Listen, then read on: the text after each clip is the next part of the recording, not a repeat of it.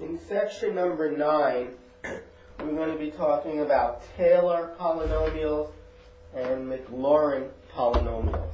Let me just state the formula for a Taylor polynomial.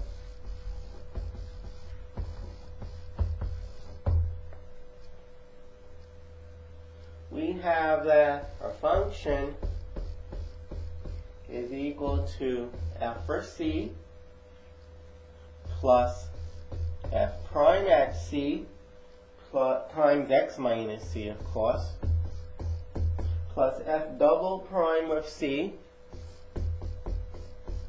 divided by 2 factorial.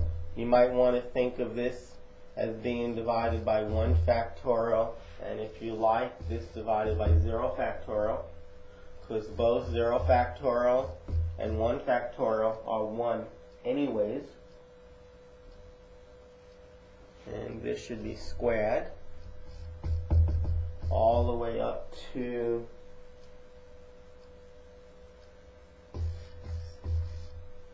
the nth derivative at c times x minus c to the nth power divided by n factorial. Now actually, the function would be approximately that. Okay. Now, if you let c be 0, if all those c's are 0, this should be multiplied by x minus c squared. If all of these c's are 0, that's called the Maclaurin series.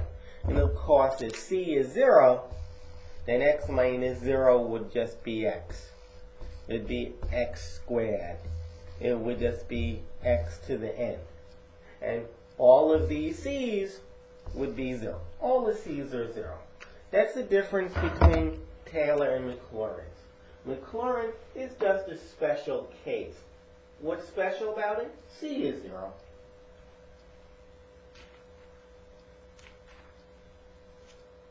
Okay, so let's do some examples, and then we'll talk about the error, the remainder. So suppose you're asked to find the Maclaurin polynomial for f of x is, say, equal to e to the negative x, where n is 3. That is, stop after the third derivative. Now, I need the derivatives at 0, because it's Maclaurin. F prime of x, well, before you can find the derivative at given values, you have to know the derivative. F double prime, remember, e to any power is e to that power times the derivative of the power. The derivative of that power is negative 1. Times the negative in front, it becomes positive e to the negative x. The next derivative, the third derivative, the derivative of e to any power is e to that power times the derivative of the power. Derivative of negative x. That is, the derivative of negative 1x is negative 1. You don't have to write the 1. Okay, and the derivative at 0 is e to the negative 0, which is e to the 0, which is 1. The derivative, the second derivative at 0, well, what's the negative in front? It's negative 1. E to the 0, e to the negative 0 is e to the 0, which is 1. The third derivative at 0 is going to be negative 1. And for the record, not for the record, but f for 0 is e to the negative 0, which is 1. Okay, so now I'm ready to write down the Maclaurin series where n equals 3. So f of x, e to the negative x, is approximately f of 0, which is 1, divided by 1 is still 1, plus f prime of 0 is negative 1. f prime of 0 is negative 1. That is why I'm going to write minus. Minus 1 times x plus the second derivative at 0. The second derivative at 0 is positive 1. So you get plus 1. And then this piece will be x squared. X minus 0 is x squared divided by 2. Then minus, because f triple prime is 0 is negative 1, times x to the 3. And this is an approximation of e to the negative x. Now, for example, if you wanted to approximate e to the negative 3, it would be 1 minus 3 plus, this is over 3 factorial, excuse me, minus 3 plus 3 squared, which is 9 over 2, minus 3 cubed, which is 27 over 3 factorial of 6. And fair enough, you can reduce that. And that's approximately what e to the negative 3 is. Now, if you wanted to know, so instead of x, I plug negative 3. Well, if instead of x, I plug negative x, if x becomes negative x, now please, there is a minus in front of that. If you have negative x, you put a minus in front, it just becomes x. Say e to the x, I just come back and wherever I see x, I put negative x. So I get 1 minus negative x is plus x. Since I'm squaring, it stays plus. Negative x squared is x squared over 2. Negative x cubed is negative x cubed with a minus in front. So it becomes x cubed over 3 factorial. And I really should be writing approximate. Now, this is what your calculator actually does. Until we talk about errors, possibly your calculator just has the first 3 terms of the Maclaurin series. And when you plug in, say, 7, when you tell your calculator, please tell me what e to the 7th is, since your calculator only gives you maybe 6 or decimal places or 9 decimal places, maybe this is enough.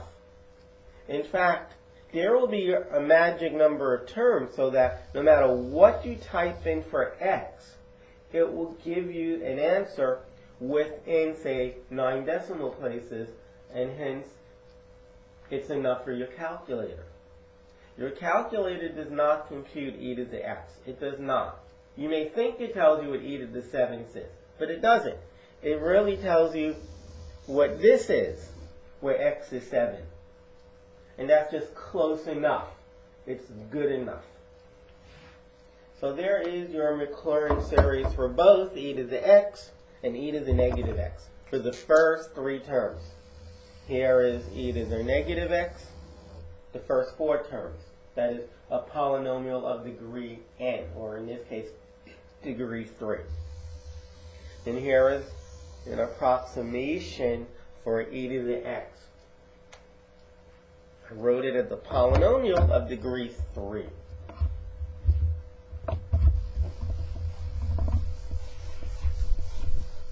Remember, x minus c, if c is 0, just becomes x. Let's try one more Maclaurin series.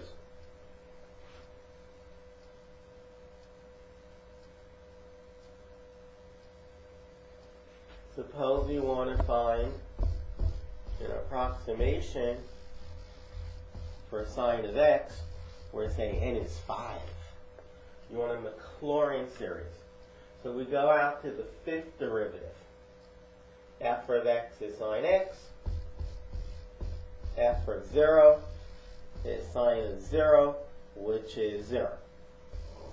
The first derivative is cosine of x. And the cosine of 0 is 1. Second derivative. That is the derivative of the first derivative. This is negative sine of x. And the second derivative at 0, well, sine of x is still 0. With a minus in front is 0. That's the second derivative. The third derivative is the derivative of the second. The derivative of negative sine x. That's negative cosine x. And cosine of 0 is still 1. Now somebody puts a minus sign in front of 1, we tend to call that minus 1. The fourth derivative is sine x. Because the derivative of cosine x is negative sine x. With a minus in front of it, becomes positive sine x.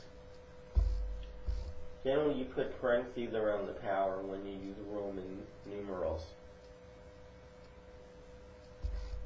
Okay, the fourth derivative at 0, well, that's sine of 0, which is still 0. And the fifth derivative, excuse me, is cosine of x. And the fifth derivative at 0 is cosine of 0, which is 1. Now we can write the Maclaurin series. Sine of x is approximately f of 0 plus f prime of 0 times x plus f double prime of 0 over 2 factorial times x squared plus f triple prime of 0 times x cubed over 3 factorial plus the fourth derivative at 0 times x to the 4th over 4 factorial plus the fifth derivative at 0 times x to the 5th.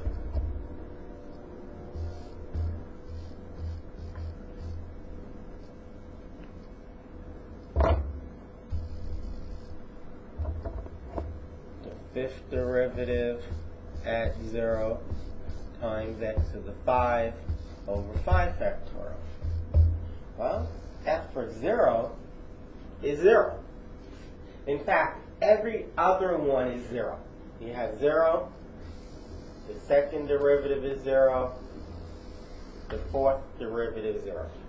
The 0th derivative, the second derivative, and the fourth derivative at 0 is 0. So we can just bye-bye for those. Now, f prime of 0 is 1 times x plus, because this term is gone, plus f triple prime of 0 is negative 1. Plus negative 1 is the same as taking away 1. Times x cubed, which is just negative x cubed, over 3 factorial, which is 6. Then we come to this one. The fifth derivative at 0 is 1. So it's plus 1 times x to the 5th divided by 5 factorial, which is 120. Here is an approximation of sine x. Just do those 3 calculations and you can get sine of x.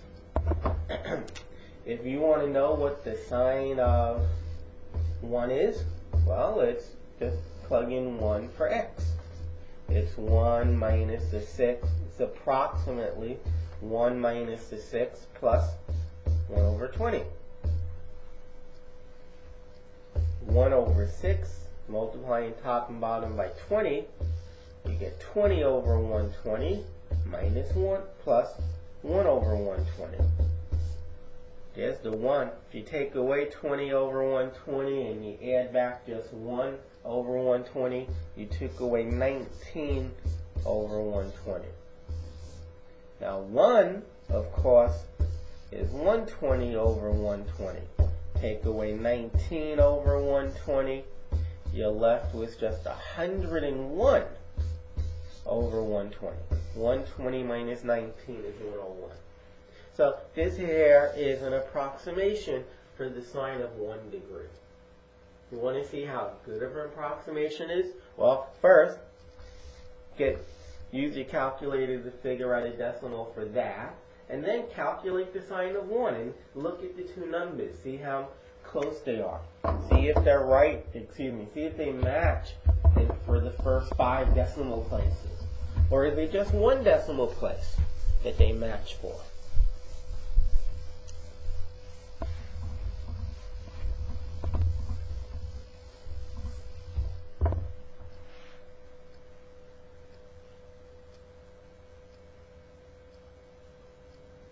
Let's try one more. Suppose you have e to the 3x, or 4x.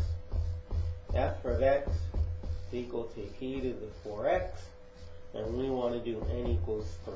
And we want to represent e to the 4x, or approximate e to the 4x as a cubic. Are we going to use a Maclaurin series? So f for 0 is e to the 4 times 0, which is e to the 0, which is 1. Anything to the 0 is 1. Okay, that's called the 0th derivative. Now the first derivative. Remember, the derivative of e to any power is e to that power times the derivative of the power, which is 4. And f prime is 0. I know when I plug in 0 for x, we just did it above.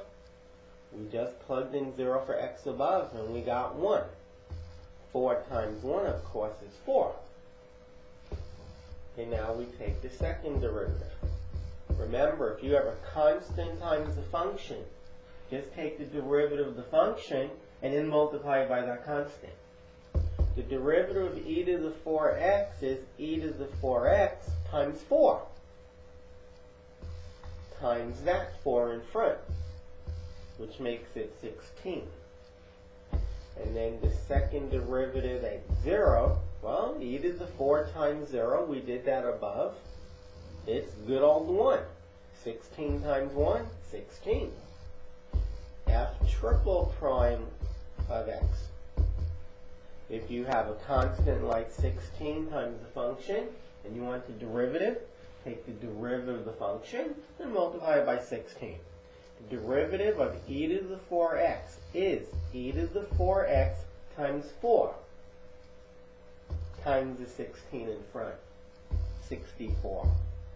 And the third derivative at 0 would be 64 times e to the 4 times 0. But we just, the very beginning, we computed e to the 4 times 0 and we got 1. 64 times 1 is 64. So now we're ready to write the Maclaurin series. E to the 4x is approximately f for 0 plus f prime is 0 plus f double prime is 0. This should be times x squared over 2 factorial plus the triple derivative at 0 times x cubed over 3 factorial. And you can think of this as over 1 factorial.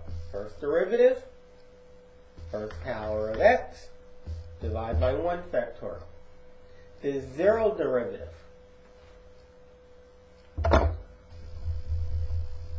also fits the pattern. The 0th derivative at 0, it gets multiplied by x to the 0, which is 1. X to the 0 is 1.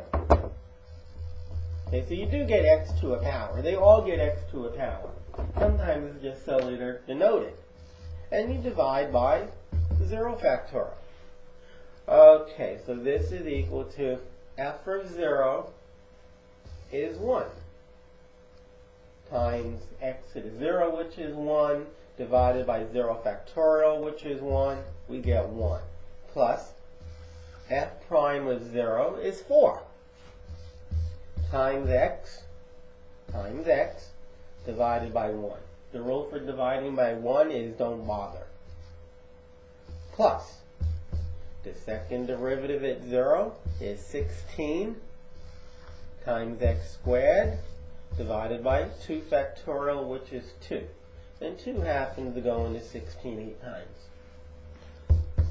Plus the triple derivative at 0 is 64 times x cubed divided by 3 factorial, which is 6. 2 goes in here 3 times, 2 goes in there 32 times. So e to the 4x, is approximately 1 plus 4x plus 8x squared plus 32x cubed over 3. There's an approximation of e to the 4x. Now, this here is a function of x. There is the rule. If I were to let x be 1/4,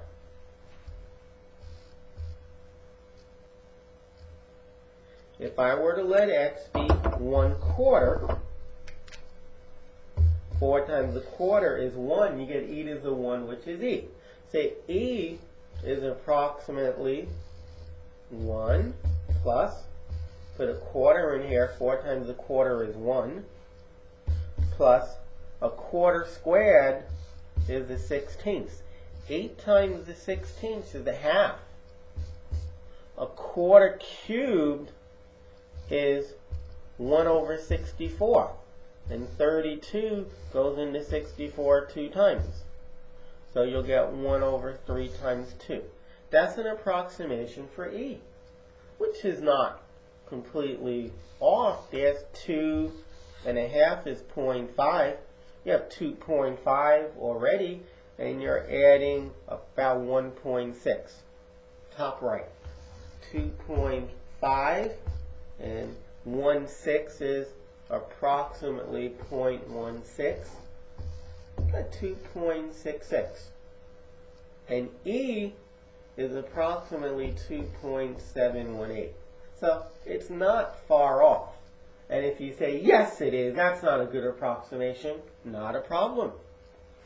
Go back to the very, very top left and don't let n be 3. Go out further. Use more terms.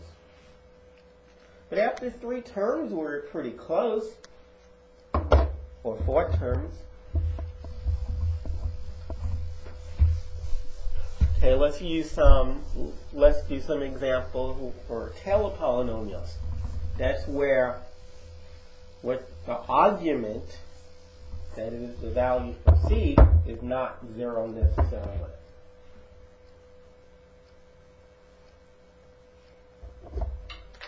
Suppose you have that f of x is 1 over x, and they tell you n is 3, and c is the number 1. So to use the Taylor polynomial or the Maclaurin polynomials, they tell you n equals 3, you have to go out to the third derivative. And you have to find each of those derivatives at 1. F for 1 is 1 over 1 over 1. Now remember, 1 over x is x to the negative 1. So if you want the derivative of 1 over x, that is, you want the derivative of x to the negative 1, you bring down the power, you make the new power of x 1 less. The negative 1 can stay where it is, but the x to the negative 2 goes in the denominator to get a positive exponent. That is, f prime of 1 is negative 1 over x squared. And the derivative at 1, well, the numerator is still negative 1, and the denominator is 1 squared, which is 1, so we get negative 1. By the way, you really couldn't do a Maclaurin series here because you couldn't find f for 0. 1 over 0 is undefined, and negative 1 over 0 squared is undefined. So we definitely needed to have a formula where you don't have to plug in 0. Sometimes plugging in 0 won't work. Okay, let's take the second derivative. We're going to think of the second derivative as that. Well, you bring down the power, you get positive 2 times x to the negative 3, which is 2 over x cubed. The second derivative is 2 over x cubed. And 1 cubed is 1. And 2 divided by 1 is 2. So we now have the second derivative at 1. Now we need to find the third derivative. Why do we need the third derivative? So I can find the third derivative at 1. Well, we take it from right there. I'll do it on top. You bring down the negative 3, it becomes negative 6. Make a new power 1 less. And we clean it up. The negative 6 can stay on the top. The x to the negative 4 I put on the bottom, but I change the sign of the power. So it's negative 6 over x to the 4th. From 1 to the 4th is 1. And negative 6 divided by 1 is negative 6. For the record, this is negative 1. It's negative 1 factorial. Here is positive 0 factorial on top.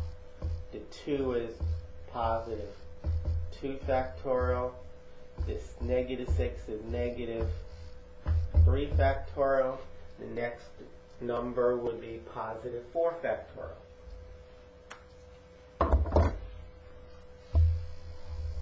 But to do the problem, you didn't need to see that.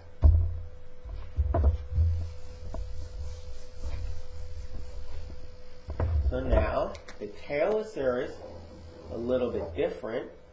We have that f of x is approximately f of 1 times x minus 1.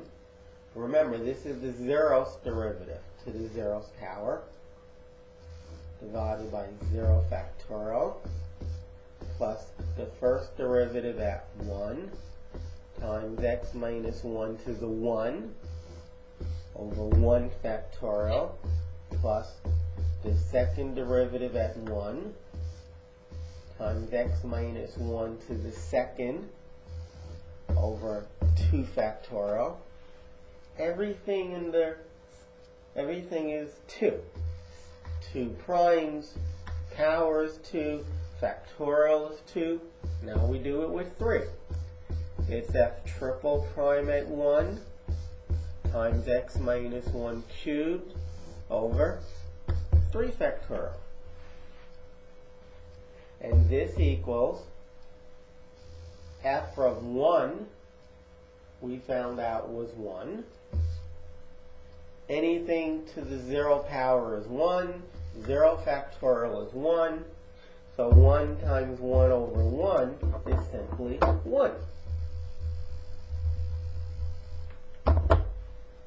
Plus f prime of 1 is negative 1.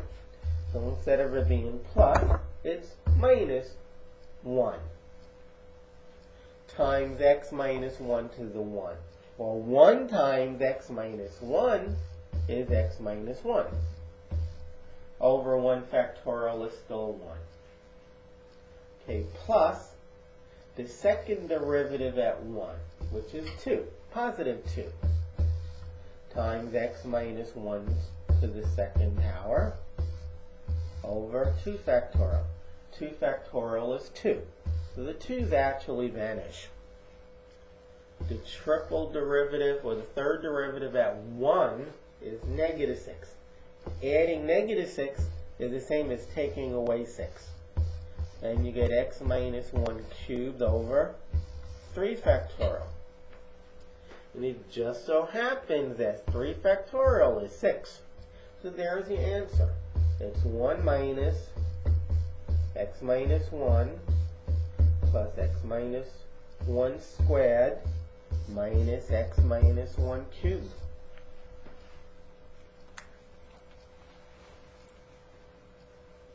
And there is your approximation for 1 over x.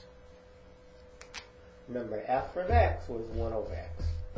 1 over x is approximately all of those equations, this one, and this one, and this one here.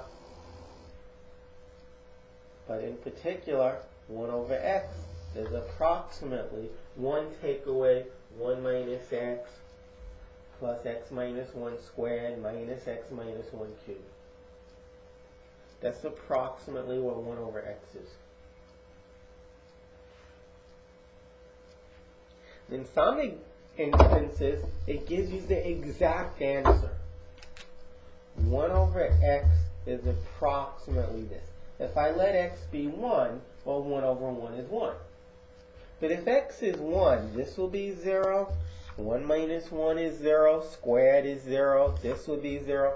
All you get is the 1 in the front that survives. And yes, 1 equals 1. If you let x equals 2, I claim a half is approximately 1 minus 2 minus 1 is 1, plus 2 minus 1 is 1, square it, it's still 1, minus 2 minus 1 is 1, cube it, get 1. This answer happens to be 0. And a half and 0, they're not that far off. In fact, the approximation is only really good when x is close to 1. The approximation is only very good when x is close to 1.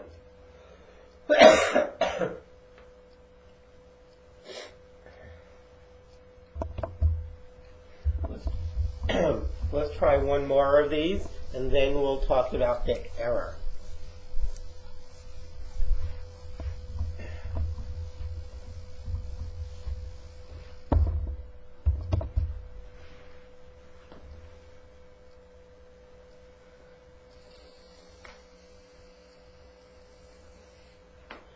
Suppose I tell you that f of x is equal to ln of x, and we want the Taylor polynomial where n is equal to 4,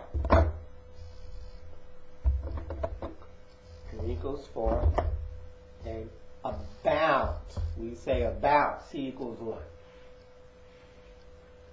Okay, so this is almost similar to the one we just done because the first derivative is 1 over x. And we just did their Taylor polynomial for 1 over x. That is, the derivative is going to be the same as it was a little while ago. Negative 1 over x squared. And then the third derivative will be 2 over x cubed. And then the fourth derivative will be negative 6 over x to the fourth.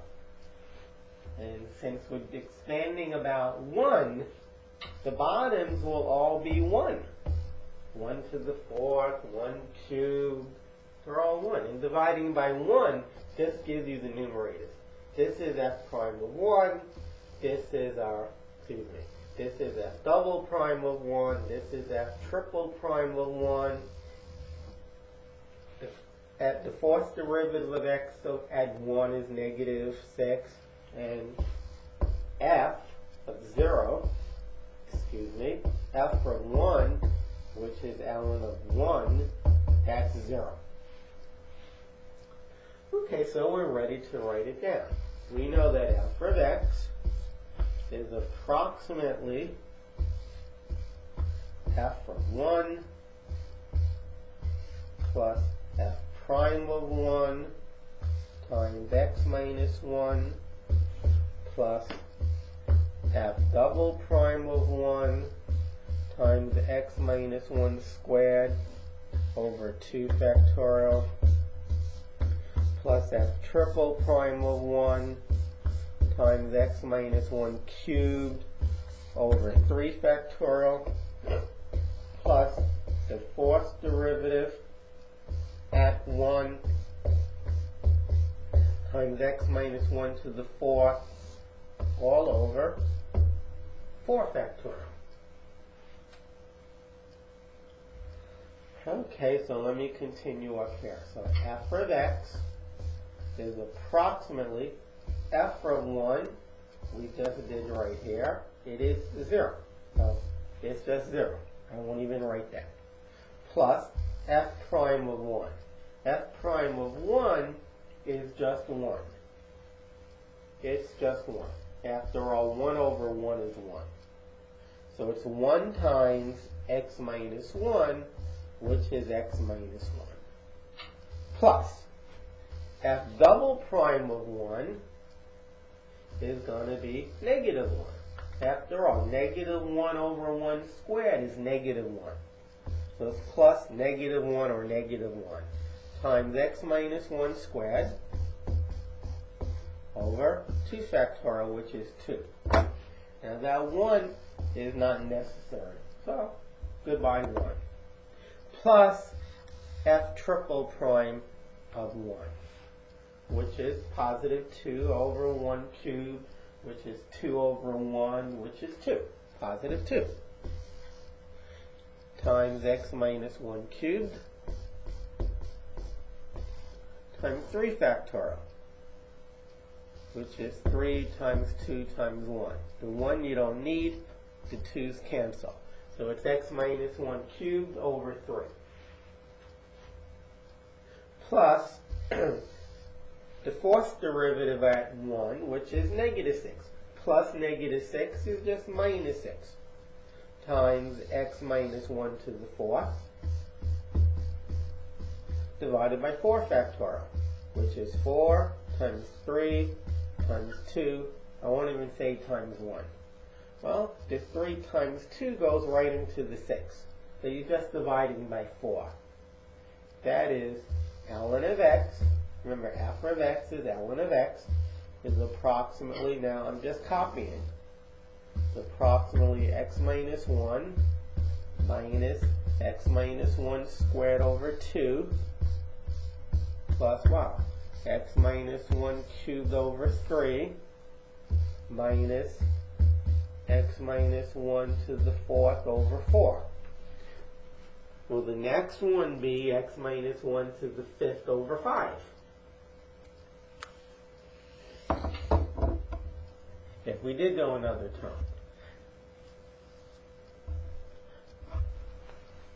Okay, so there's an expansion, or Taylor expansion of ln of x. Taylor polynomial is also called an expansion.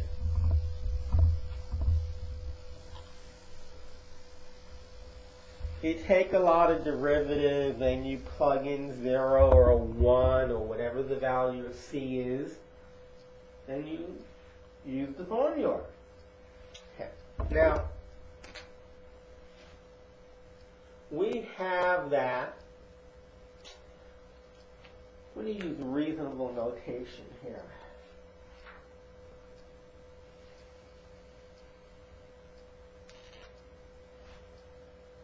Okay.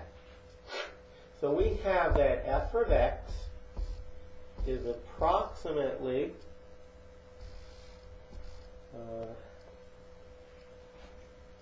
f prime of c times x minus c. Let me do that correctly. First we start off with f for c.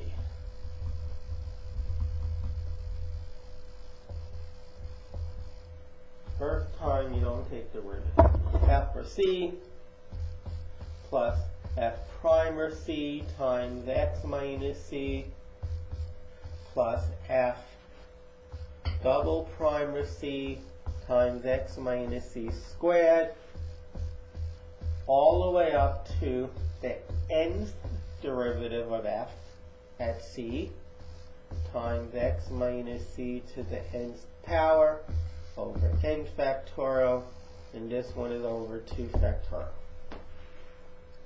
That's approximate. To make it equal, you have to add on the remainder. Okay? Maybe this is 2 and the right side is 1.9. You have to add on 0.1. To make it equal, you have to add on the remainder.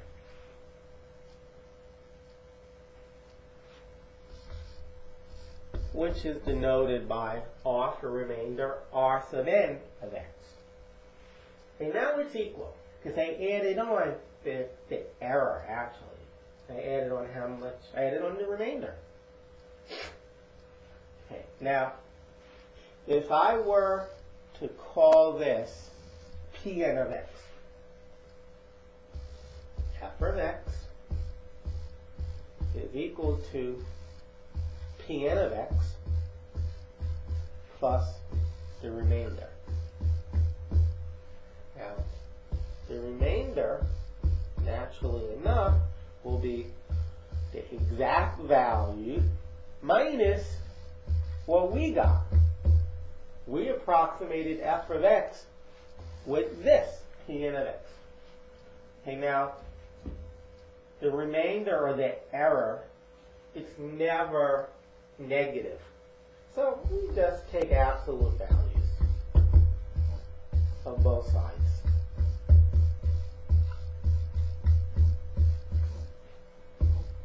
Why did I use p? Because it's a polynomial. Why did I say n? Because it's a polynomial of the nth degree. Alright, so there's a little theory, but most importantly is the error or the remainder is nothing more than the n plus first derivative at some z, which I have to define, times x minus c to the n plus 1 divided by n plus 1 factorial, where z is going to be close to c, where z is between x and c. Let me just write it that way. Where z is between x and c. So if you're expanding about 4 and you want to approximate f for 6, then the z, okay, the z would be between x and c. It would be between 4 and 6. That is, the exact value of the remainder will be the n plus first derivative of some number between 4 and 6 times x minus c to the n plus 1 over n plus 1. There will be some value between 4 and 6. And when you add on that value, boom, it becomes exactly equal. But maybe we can bound this. Maybe we can know, oh, this is between plus and minus 0.0001. That means we're having, if you don't add on the remainder, you won't be off by much. You're going to add on, you should be adding on 10/100,000 plus or minus 1/10,000. So a really small number you should be adding on. But if that doesn't matter, if you're building a bridge and the tolerance 1/10,000 is okay, don't worry about finding the next term. You can stop at that special value of n, whatever it was. If you stopped at the 5th degree, and the remainder was plus minus 0.001, and that's okay, don't go to the 6th degree. Don't go to the 7th degree. But if this is too big, if the bridge is going to collapse with that type of an error, go out to more derivatives. Let n be larger. Don't stop at the 5th degree. Go to the 12th degree.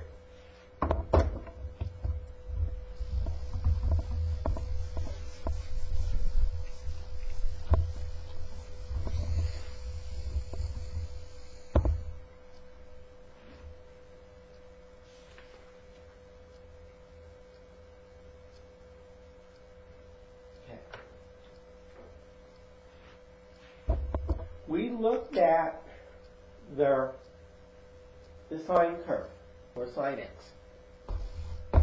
We learned that sine x was x minus x cubed over 3 factorial.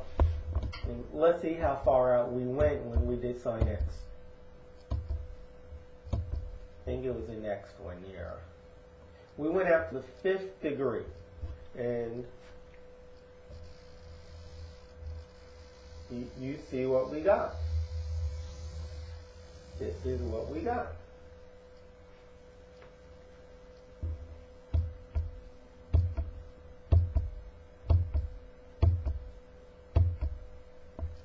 Okay. Plus x to the 5th over 5 factorial.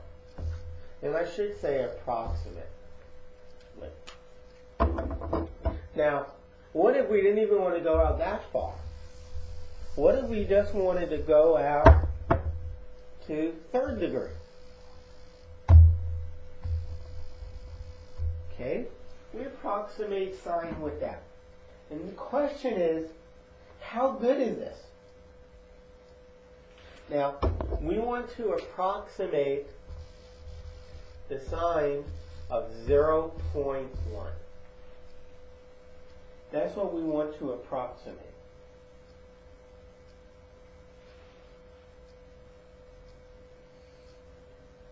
And we want to know, what do we want to know?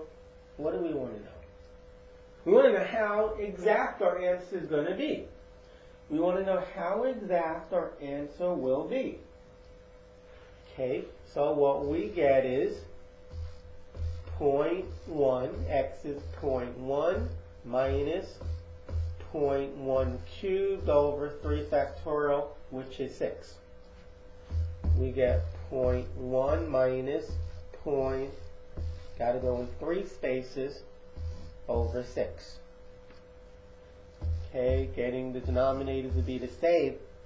This number 0.1 is the same as 0.6 over 6 minus 0.001. This is 0.599 over 6. Which is very close to 0.1.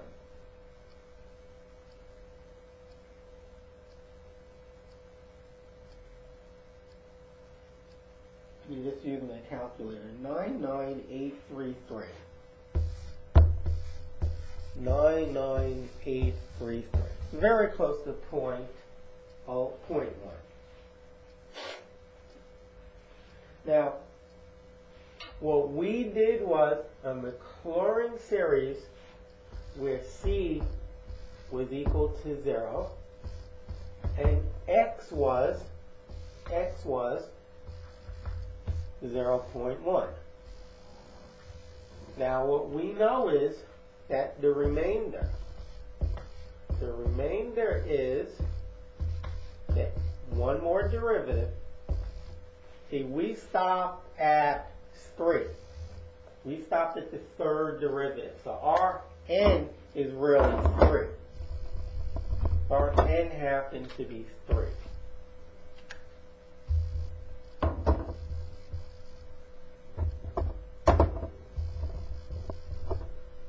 And of course 3 plus 1 is 4.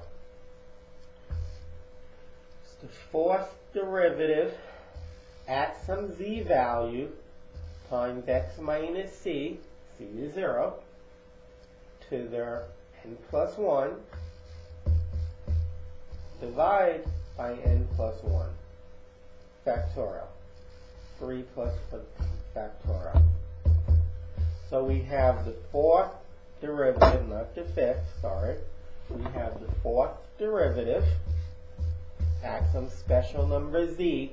Remember, z is between 0 and x.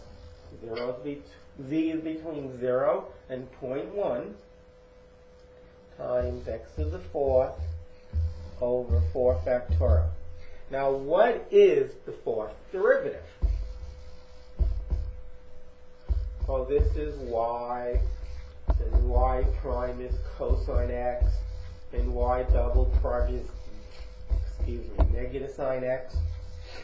The third derivative is negative cosine x, and the fourth derivative is sine x. Okay, so what we get is the sine of z times x to the fourth over 24. And z is between plus minus 1.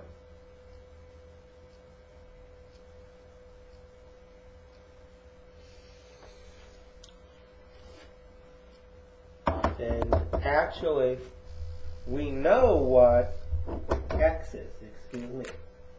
We know that x is 0.01.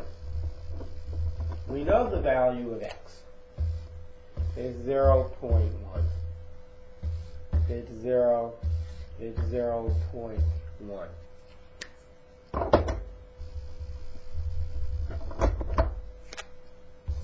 0.1 to the fourth power. And remember, z is jammed in between 0 and 0.1.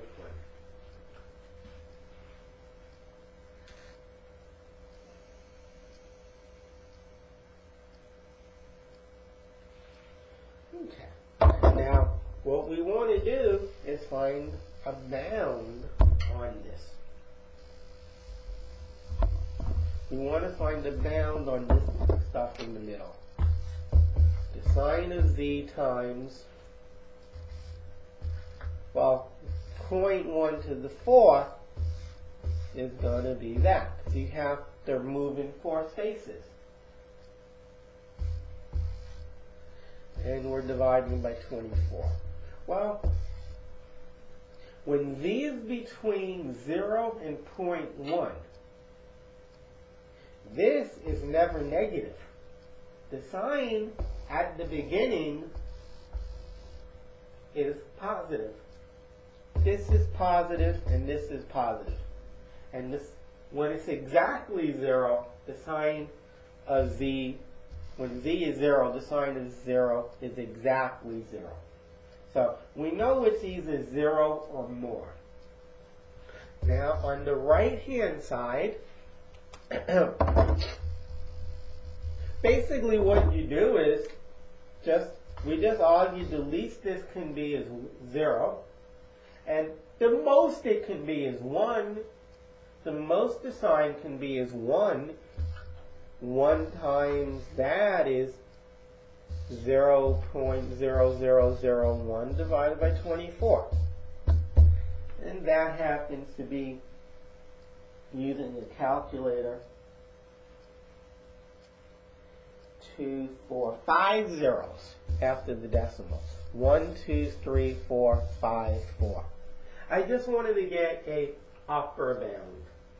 You could have argued that it's less than that this is less than a half.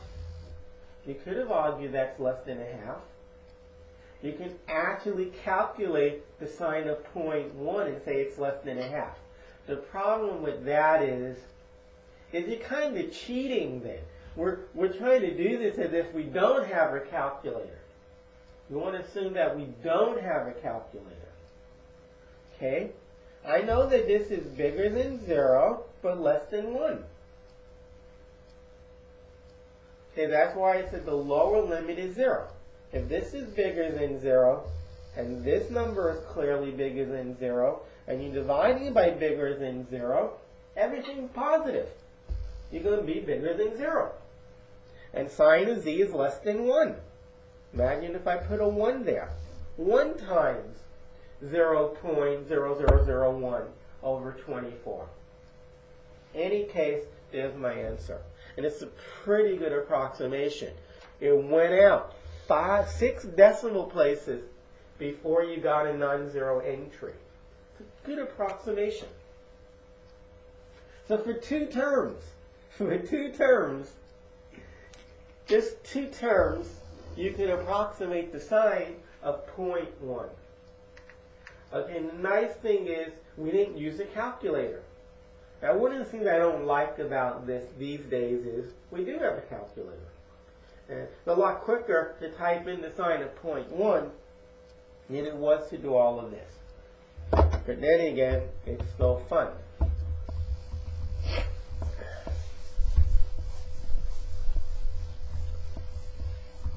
Sine is between -1 and 1, but since the angle was between 0 and 0.1, we know that portion is between 0 and 1. It's not negative.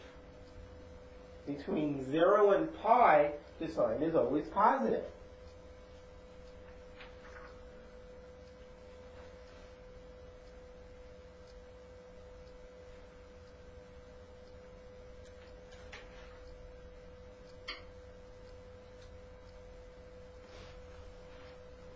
Alright, so suppose we want to change the game, but let me think of a good problem to do.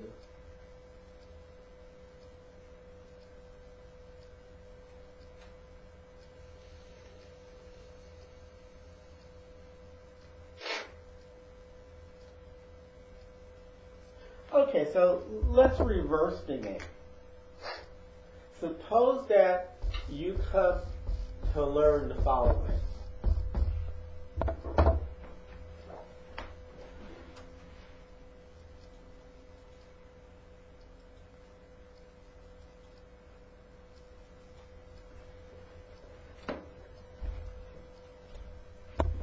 That e to the x is approximately 1 plus x squared over 2 factorial plus x cubed over 3 factorial, etc. In fact, we're saying approximately. So let's stop at the cubic.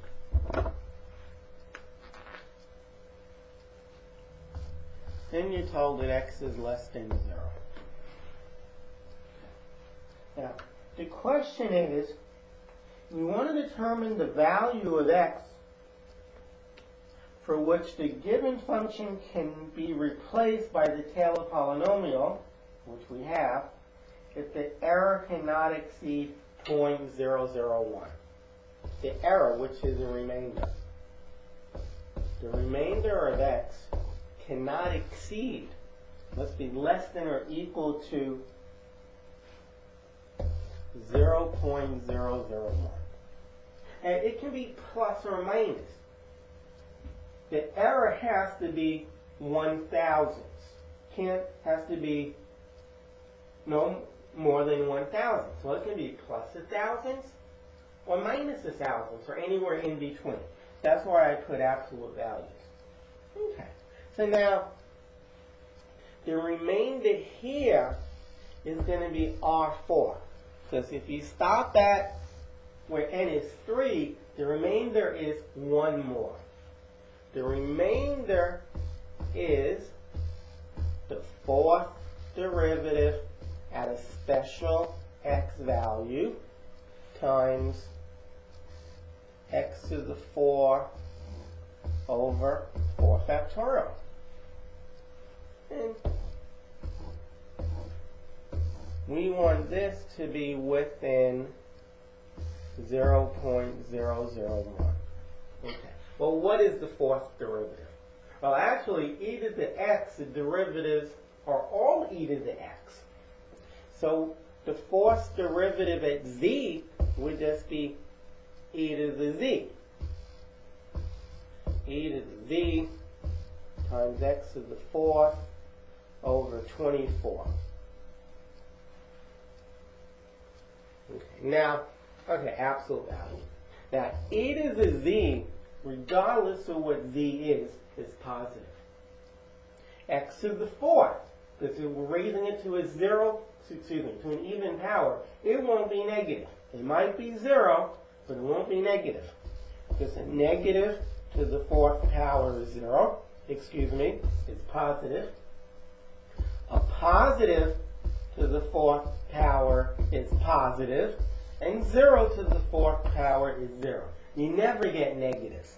So this is just e to the z, x to the fourth over 24. And we want this to be less than this number. Multiplying both sides by 24, we want e to the z, x to the fourth over 24, excuse me, to be less than 0.024. And multiply both sides by the 24. This is what we want. I want to know what values of x we can use. I want to know what values of x we can use.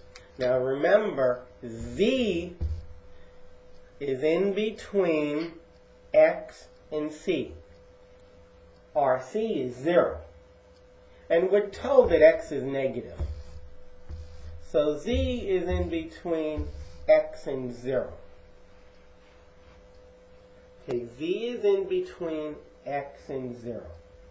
Now, if you draw or think of the e to the x graph, e to the 0 is 1. If x or z is less than 0, e to the z is below 1. These numbers are all below 1. So we know that e to the z times x to the 4th is less than 1 times x to the 4th, which we want to be less than this number. Take the fourth root of both sides. Take the fourth root of both sides.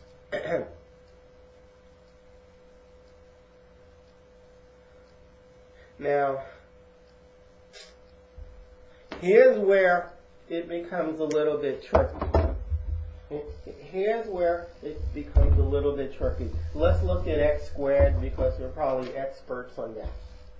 If I tell you that x squared is less than 4, which numbers can you square to get less than 4? The answer will not just be less than 2. You take, okay, here.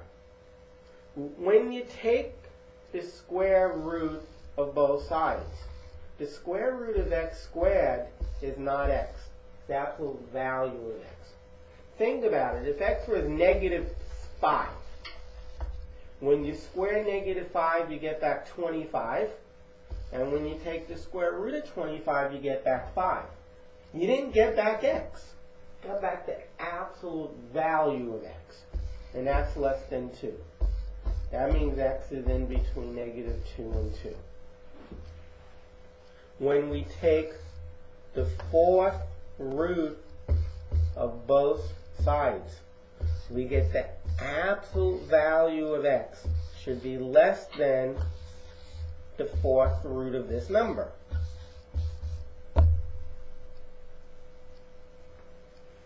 Okay, one more statement and then we'll be done. They said they wanted x to be negative.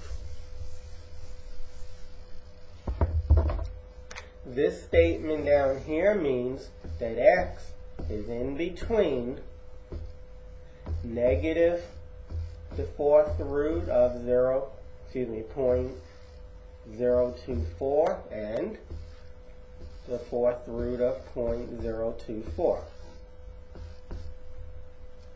We just use this one. Okay, we say that x is bigger than, I didn't mean to say equal, x is bigger than the negative the fourth root and 0.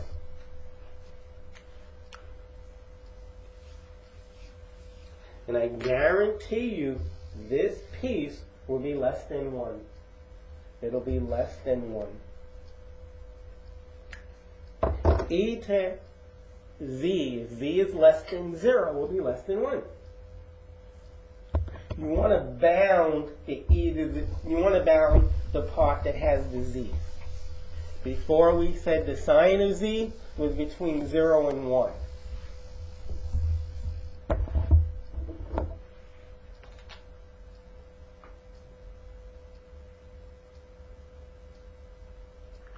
Okay, let's do this one. One more. Estimate the error in approximating e by a 5th degree polynomial. So we claim that e is approximately 1 plus x squared over 2 factorial plus x3 over 3 factorial plus x to the 4th over 4 factorial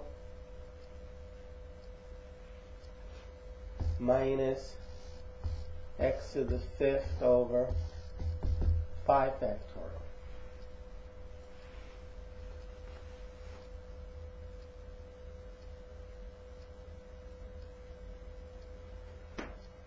Okay, so it seems to me that the nth term would be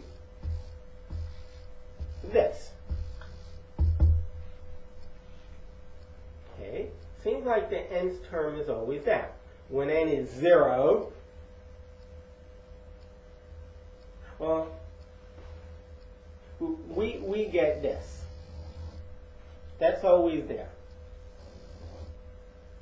And apparently I may have something wrong now. Okay.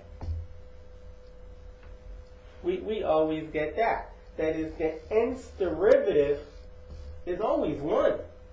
The nth derivative is always 1. The derivative is always 1. Okay. Every one of those terms is in this form. Here is where n is 0.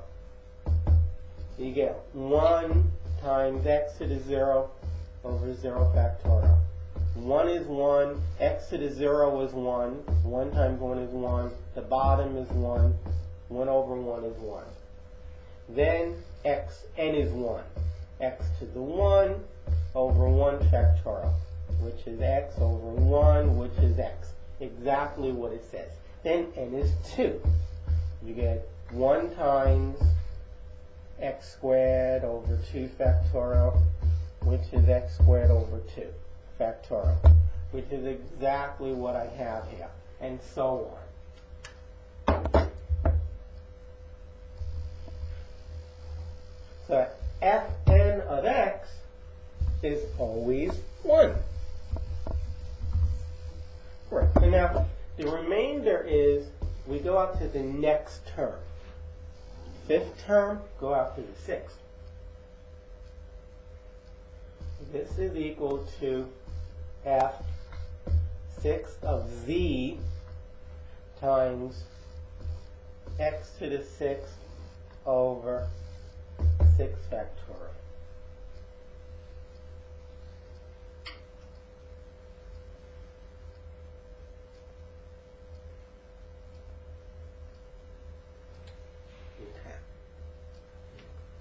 So what we have is c is 0.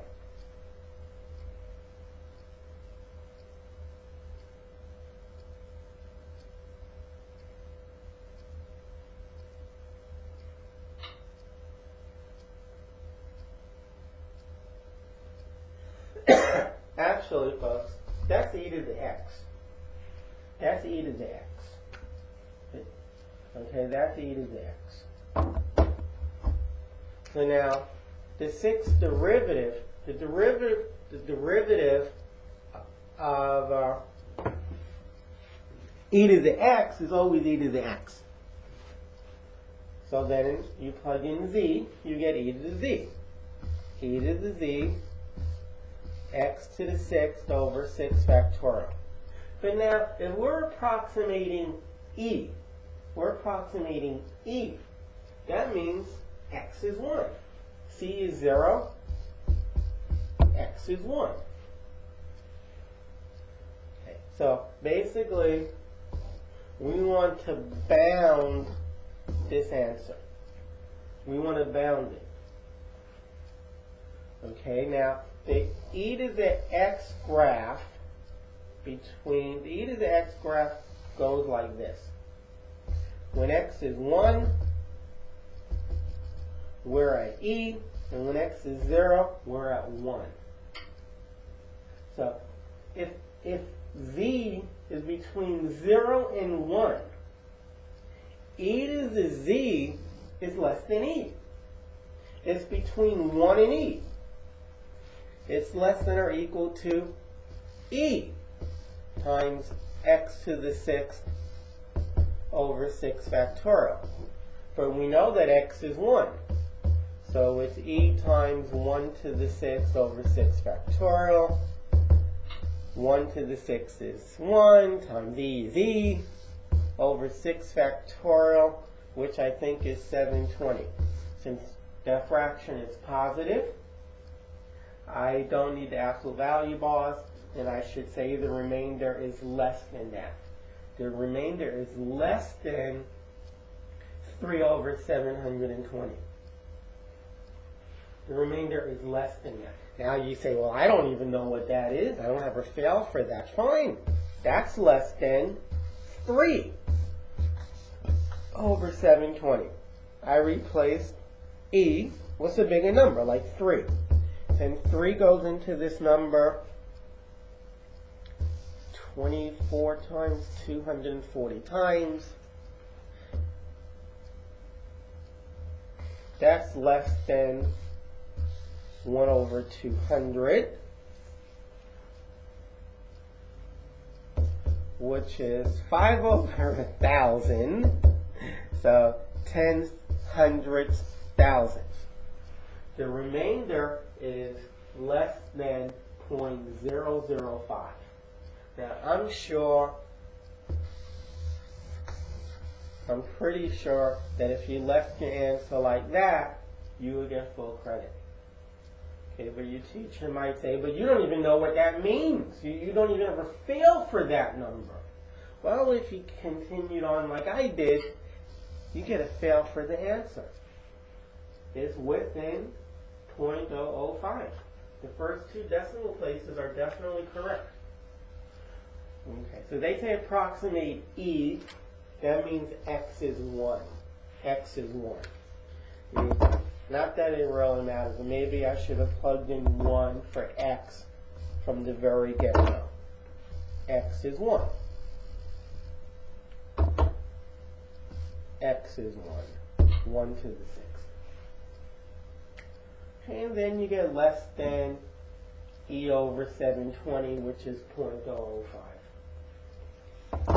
That finishes the section on the Maclaurin and Taylor polynomials and their approximations, their remainders.